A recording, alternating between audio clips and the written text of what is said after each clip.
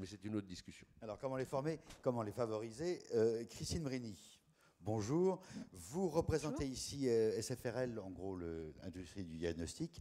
Vous êtes également vice-présidente d'ARIS et chargée de la commission formation.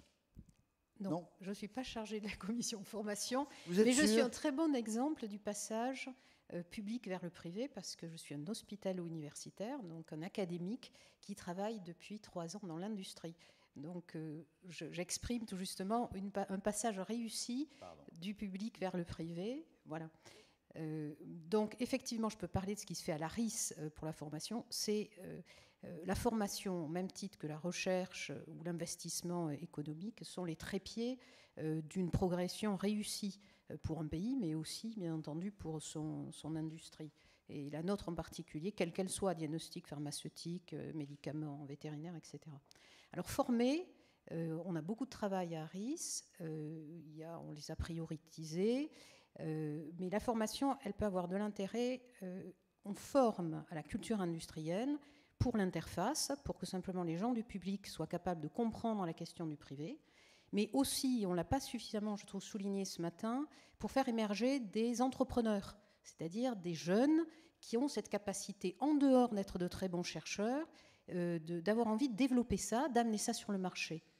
Et ça, c'est aussi une culture qu'il faut savoir faire émerger. Cette prise de risque-là, dans notre pays, c'est pas quelque chose... On n'éduque pas notre jeunesse à aller dans une prise de risque qui est celle d'un jeune entrepreneur. Dieu sait que c'est quand même stimulant d'essayer d'amener ça. Bon, en formation, il se pose aussi des questions sur la formation continue à l'intérieur de nos entreprises mêmes, des changements de carrière, etc. Il y a des questions particulières formation qui sont spécifiques aux PME et aux petites entreprises, parce qu'ils ne peuvent pas avoir un représentant de profil professionnel de tout type parce qu'ils sont petits. Donc les doubles profils que soulignait Madame sont absolument essentiels. Et puis alors la gestion des carrières, je le mets en dernier, la gestion des carrières des chercheurs du public qui sont partis vers le privé ou du privé qui vont vers le public, c'est pas aussi quelque chose de simple et sur lequel je pense qu'il faudra travailler. Et c'est effectivement la priorité que on s'est donnée pour l'ARIS en ce moment. François Langevin, UTC, Université technologique de Compiègne. On l'a vu, on l'a redit, le monde change. Est-ce que les cursus changent? Est-ce que les enseignements de l'UTC changent? Est-ce que vous avez, vous, des formations adaptées? Oui, bien sûr. Effectivement, il y a un paysage qui change beaucoup et il y a des nouveaux concepts qui apparaissent. Bon, moi, je suis un pur produit de la culture de l'Université de technologie de Compiègne. Et si on pouvait résumer l'UTC en 2 mots, ça serait sans doute depuis le début l'enseignement par la recherche, dès 1974, quand l'UTC a été créé, et de très nombreux liens avec l'industrie. Oui. Ça s'appelle la technologie. Ça s'appelle la technologie, voilà. Donc on forme des ingénieurs et des docteurs principalement. Il y a aussi maintenant des masters et pas mal d'autres formules. Et beaucoup de formations continues, j'y reviendrai s'il y a le temps. Donc créé en 1974, le système a eu pas mal de succès rapidement. Il y a eu 2 universités filles qui ont été créées à Troyes et à Belfort. Et il y a maintenant une antenne aussi assez importante avec près de 700 étudiants à Shanghai, et où donc on apprend aussi pas mal de choses. Enfin, on enseigne et on apprend dans les 2 sens. Et comment ces liens avec l'industrie se structurent-ils et comment peut-on faire évoluer les concepts? Alors, je vais peut-être dire des choses très simples, mais on invite beaucoup de conférenciers industriels.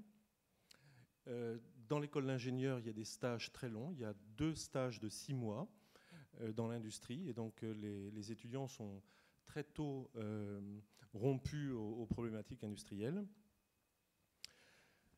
La recherche, donc, il y a énormément de contrats avec le milieu industriel.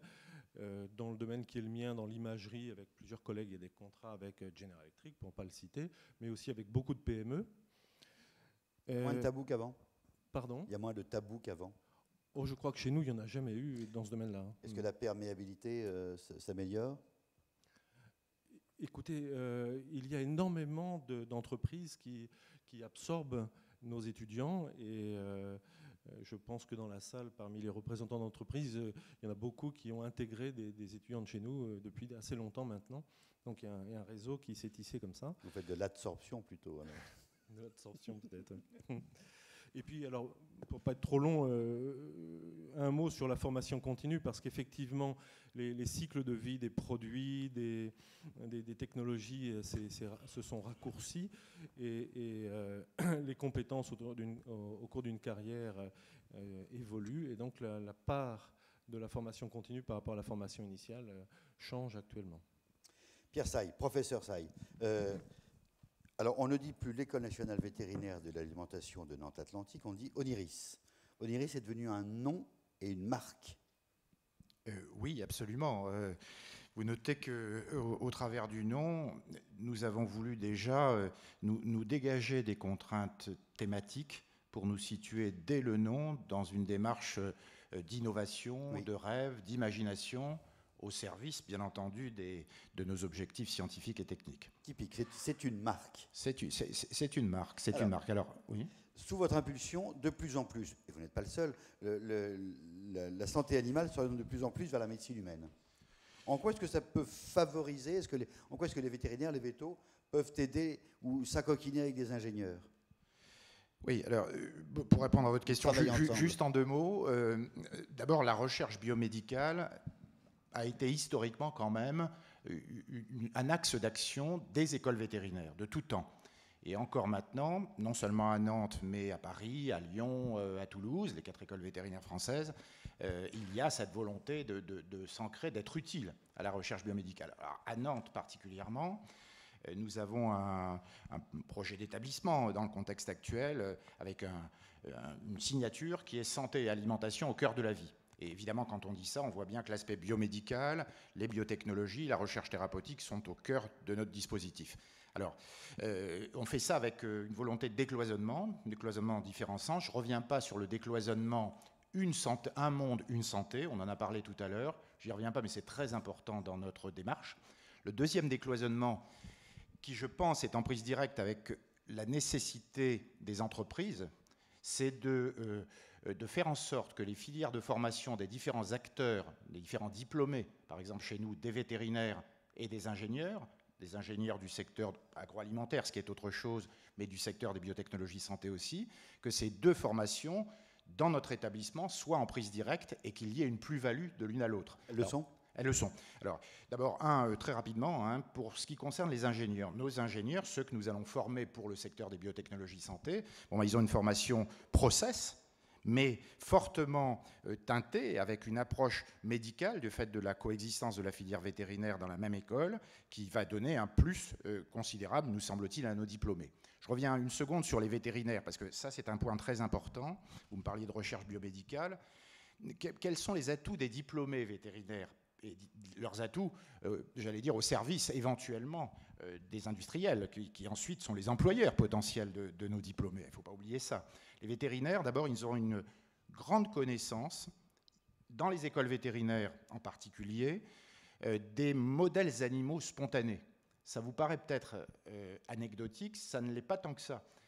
Ce potentiel, cette mine d'or de la pathologie spontanée et des modèles au sein des centres hospitaliers universitaires vétérinaires comme chez nous, c'est quelque chose qui devrait être exploité et qui devrait être exploité notamment avec le partenariat public-privé. Les ITMO dont on parlait tout à l'heure, avec des assistants de recherche clinique, ça devrait être fait aussi sur le secteur animal dans une école vétérinaire. Les vétérinaires ont évidemment une formation toute particulière à des disciplines dont on a parlé et qui sont très utiles à la recherche médicale. Je veux parler par exemple de l'imagerie médicale animale, je veux parler de l'anatomie pathologique, etc., etc.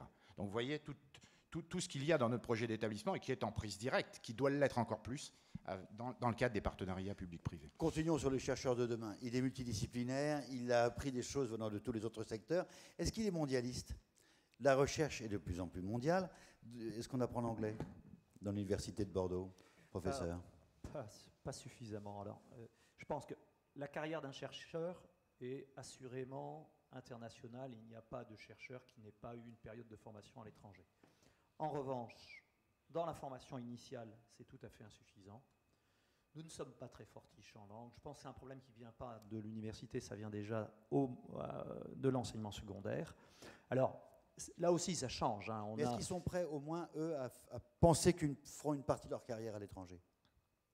Je crois pour beaucoup, mais il faut avoir une politique volontariste dans ce domaine-là, c'est-à-dire qu'il faut offrir des périodes de formation à l'étranger qui soient quasiment obligatoires, comme savent le faire les ingénieurs. Nous, dans le cursus médical, on essaie qu'un jeune médecin ait à un moment donné une période de formation à l'étranger. Mais c'est encore trop partiel. Je crois que c'est des procédures qu'il faut généraliser. Là, on est en retard. Hein. Il faut dire qu'on est en retard. Revenons sur la nouvelle donne, et avec l'Université technologique de Compiègne. On apprend aussi l'anglais, évidemment, là-dedans. Et vous formez de plus en plus d'ingénieurs. On voyait dans le premier film de la première table ronde, les gens qui travaillaient sur EDAP, la TMS, c'est des ingénieurs tous. Ils sont tous ingénieurs. Ils viennent peut-être de Compiègne. Est-ce que, allons jusqu'au bout, les ingénieurs peuvent aider dans l'évaluation clinique des innovations? Oui, on connaît bien EDAP Technomed et l'équipe qui est une équipe lyonnaise mais qui a intégré pas mal de nos étudiants. Bien entendu, il y a des étapes d'évaluation clinique qui sont très importantes. Je peux peut-être, si vous me le permettez, faire un tout petit retour en arrière. Il y a été question de traversée du désert, et c'est vrai qu'on a fait une étude qui a été publiée en mai 2008, qui date un petit peu, mais qui a encore beaucoup de valeur aujourd'hui, sur la traversée du désert, et dans laquelle on fait une sorte de photographie. On ne donne aucun conseil, mais pour photographier tous les acteurs qui sont impliqués dans le processus d'innovation, depuis les chercheurs fondamentaux jusqu'à l'achat des technologies. Et c'est vrai qu'il y a une multitude d'acteurs, c'est souvent très cloisonné.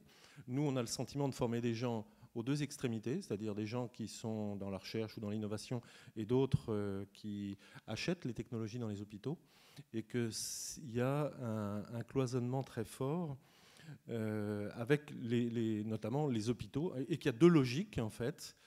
D'une part, une logique économique avec les chercheurs, les entreprises, etc. Et de l'autre, une logique de santé publique qui fait que l'on absorbe ou pas les dispositifs médicaux, les nouvelles technologies de santé. Que faire? Très vite, que faire? Ces logiques ne convergent pas toujours. Donc le rôle de l'ARIS, par exemple, de décloisonner, c'est très bien. La logique économique est purement internationale, d'où la nécessité des langues, etc. Tandis que la logique de santé publique, aujourd'hui, elle est essentiellement nationale. Pierre, vous étiez facilitateur, vous êtes devenu